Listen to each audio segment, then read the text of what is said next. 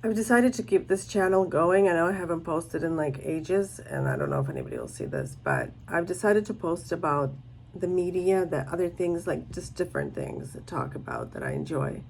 Not personal stuff, just stuff that I watch or read that I found interesting. And I'm reading right now this book called Careless People.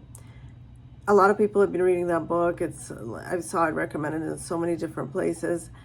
And I got on the waiting list at my library, and I had no idea that they have like this system where some books are not part of the hold. Like I put myself on hold, but some books are not part of the hold. So suddenly I get a notice, here, grab this book while you can if you want it. So I did.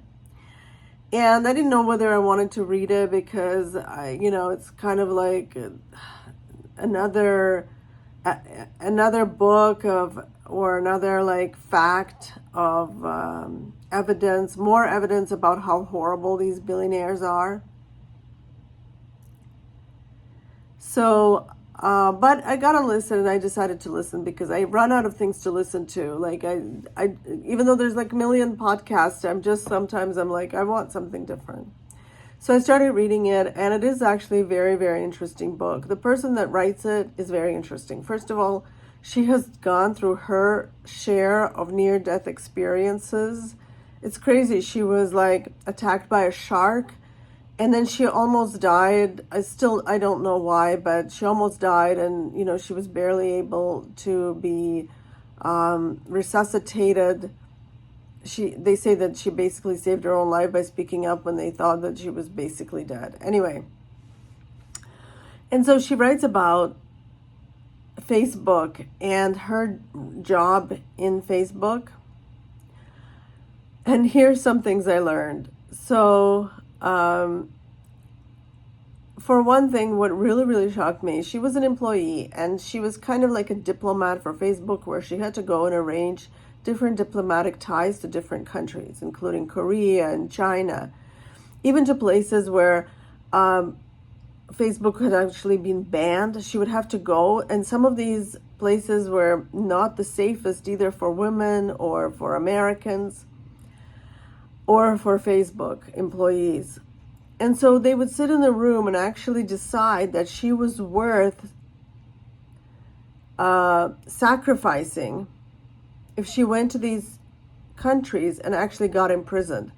And there were often times when she was very scared to go. And even though she was like pregnant at one point, I was going to say, I can't remember how pregnant she was, but it doesn't matter. She was pregnant.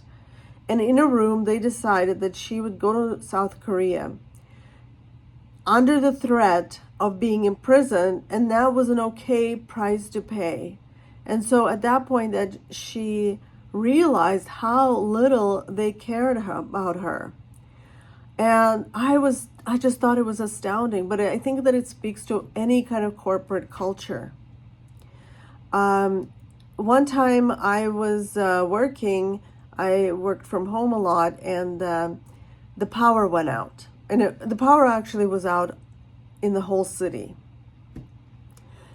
And so it was dark because it was already nighttime and I was on call, but I had to resolve some kind of a problem. There was some sort of problem at work, and there was no power. So my computer wasn't working, and there was no lights all around the city.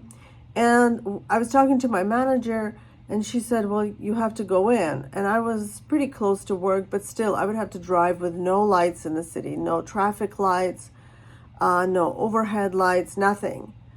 And I was really, really scared. I actually did go to my garage, and I was about to take the car, and it was even dark in my garage. I live in a condo building.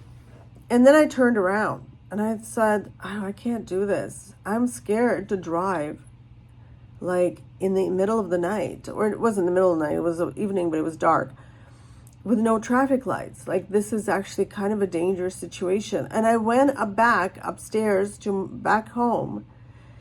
And at that time, luckily, I did not have to put my foot down because my coworker got power finally. And so he was able to take over my role.